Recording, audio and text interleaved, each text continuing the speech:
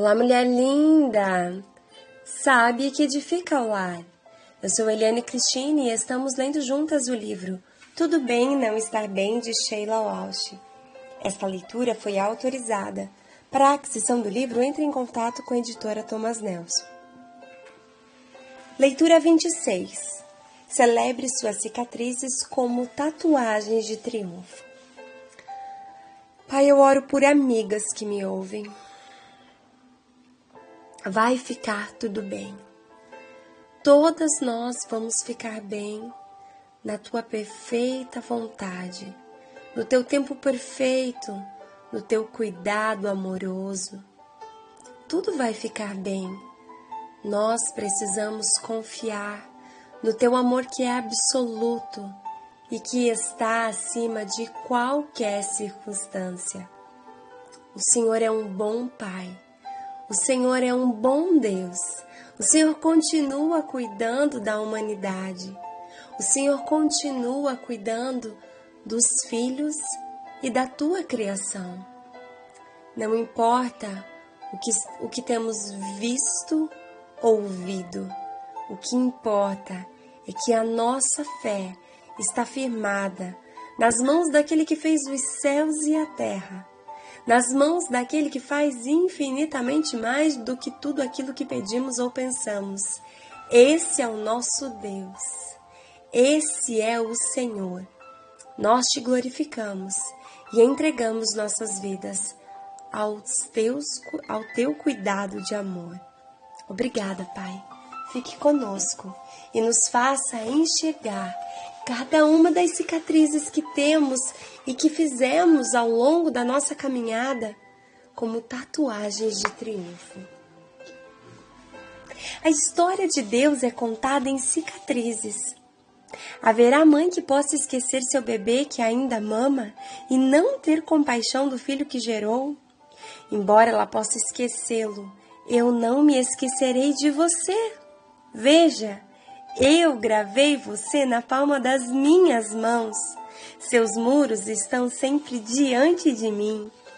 Isaías 49, versículo 15 e 16. A palavra hebraica para gravei é shaqaq. Significa ser cortado ou ser aberto por um corte.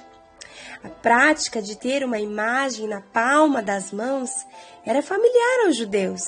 Era chamado de insígnias de Jerusalém. Os homens judeus gravavam imagens do templo ou de Jerusalém na palma das mãos. Para o judeu devoto, significava que essas imagens estariam sempre diante dele. Eis o que eles faziam: escolhiam uma imagem e a entalhavam em um bloco de madeira como um carimbo. Depois mergulhavam a imagem em um pó ou carvão e a aplicavam na mão. Em seguida, amarravam 2 agulhas e as mergulhavam em tinta, e então perfuravam suavemente sobre a imagem, tomando cuidado para não sangrar. Quando estivesse completa, a imagem era lavada em vinho. Isso fazia os homens se lembrarem do templo, mas não do Cordeiro de Deus que tira o pecado do mundo. Eles ainda tinham de seguir as leis dadas a Moisés. Ainda tinham de sacrificar um animal, tirando simbolicamente os próprios pecados.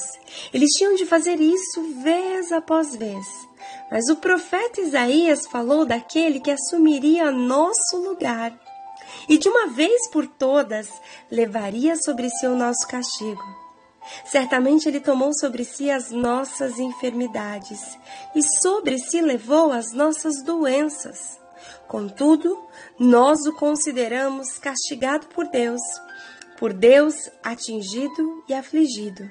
Mas ele foi transpassado por causa das nossas transgressões, foi esmagado por causa de nossas iniquidades. O castigo que nos trouxe a paz estava sobre ele, e pelas suas feridas fomos curados. Lembro-me de ouvir na escola dominical, quando criança, que Deus tinha nosso nome escrito na palma de suas mãos, e eu ficava imaginando quão grande teriam de ser suas mãos para caber a nós todos. Agora eu penso que toda vez que Deus vê a marca da perfuração nas mãos de Cristo, Ele vê você e a mim. Não há imagem que exiba mais perfeitamente o amor de Deus do que as cicatrizes de Jesus. As cicatrizes contam a história de Deus. Ao cair da tarde, daquele primeiro dia da semana, estando os discípulos reunidos a portas trancadas, por medo dos judeus, Jesus entrou, pôs-se no meio deles e disse: "Paz seja com vocês." Tendo dito isso, mostrou-lhe as mãos e o lado, e os discípulos alegraram-se quando viram o Senhor. Posso só imaginar como deve ter sido aquele dia. Por 3 anos, aqueles homens haviam seguido Jesus de cidade em cidade. Eles assistiram multidões crescerem. Viram milagres acontecerem diante de seus olhos. Eles haviam visto Jesus, com uma única palavra, transformar uma tempestade em um mar de vidro. Eles sabiam que a qualquer momento Jesus tomaria seu lugar em Jerusalém e o derrubaria o governo romano.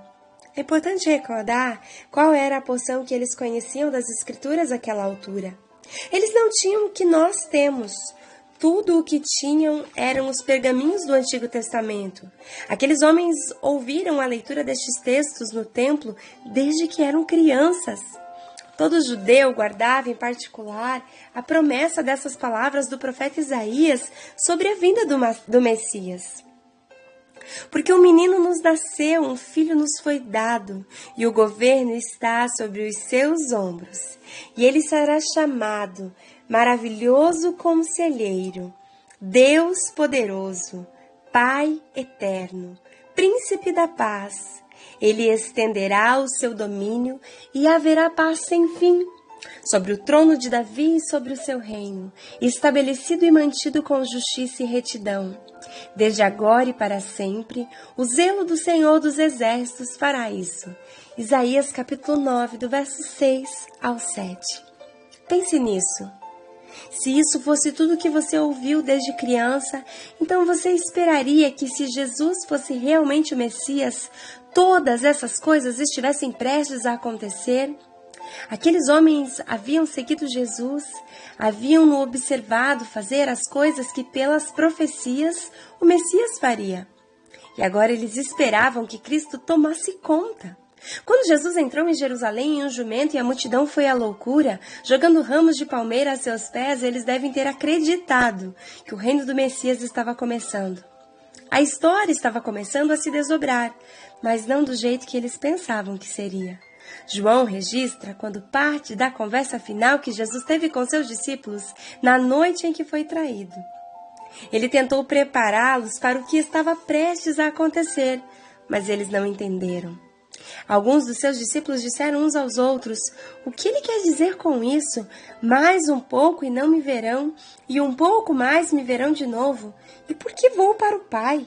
João capítulo 16, versos 17. No entanto, naquela noite, eles cantavam hinos enquanto saíam do cenáculo e atravessaram o vale do Cedron.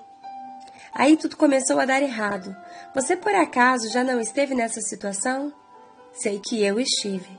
Você está em um momento fantástico, amando a Deus, a família intacta, quando de repente acontece algo que você não viu chegar. E você se pergunta: onde está Deus? Será que Ele está vendo o que tem acontecido? Pensa nas milhares de mensagens que recebi ao longo dos anos fazendo essa pergunta: o que deu de errado? Eu poderia transmitir a você muitas das diferentes situações, mas a que lhe atinge de maneira mais forte é a sua. Não importa qual seja ela, você simplesmente não viu chegar. Pode ser um relacionamento, ou na saúde, nas finanças, ou em planos futuros. Seja qual for, quando ela nos acerta o que parece tão errado, é difícil não entrar em pânico. Todos sabemos que enfrentamos desafios na vida, mas às vezes, quando somos atingidos por algo, parece que o inimigo ganhou. É assustador estar nessa situação. Deve ter sido assim que os discípulos se sentiram naquela noite. A primeira coisa que viram foram as tochas flamejantes se aproximando deles, o som de passadas firmes no chão, e então Judas sai das sombras e beija Jesus na bochecha. Tenho certeza de que eles nunca confiaram em Judas. O dinheiro sempre desaparecia, mas ninguém esperava isso. De alguma forma, com aquele beijo na bochecha, identificou-se com os poderes do inferno, e os soldados e guardas do templo se moveram para prender a Cristo. Sei que naquela mesma noite, mais tarde, Pedro negaria conhecer Jesus, mas acho que às vezes esquecemos o que ele fez no jardim. Quando você viu o que estava acontecendo, Pedro sacou a espada e cortou a orelha do servo do sumo sacerdote. Ele estava pronto para lutar. Eles estavam em número bem maior do que os soldados. E os amigos de Cristo não eram guerreiros, eram pescadores. Acho que Pedro estava disposto a morrer no jardim naquela noite. Assim, quando Jesus lhe disse que para guardar a espada e curou o servo, não fez sentido. Deve ter sido um tapa na cara de um homem orgulhoso como Pedro. Daquele momento em diante, tudo pareceu fora de controle. Por fim, após um julgamento ridículo e um açoitamento romano, todos os sonhos deles foram pregados em uma cruz. Enquanto Cristo morria, o chão sob os pés dos discípulos literalmente tremeu e a noite caiu dura. Marcos nos conta que, quando algumas mulheres foram ao sepulcro na manhã da ressurreição, um anjo lhes disse que Jesus não estava lá e que ele ressuscitara dentre os mortos. O anjo instruiu Maria a contar aos discípulos e a Pedro que amavam fazê-lo saber que, apesar de haver negado conhecer Jesus, ele estava incluído. Que Jesus fora à frente deles a Galileia. Deve ter soado bom demais para ser verdade. Nada mais fazia sentido. Naquela noite, eles se reuniram atrás de portas trancadas. A vida não era segura ou previsível agora.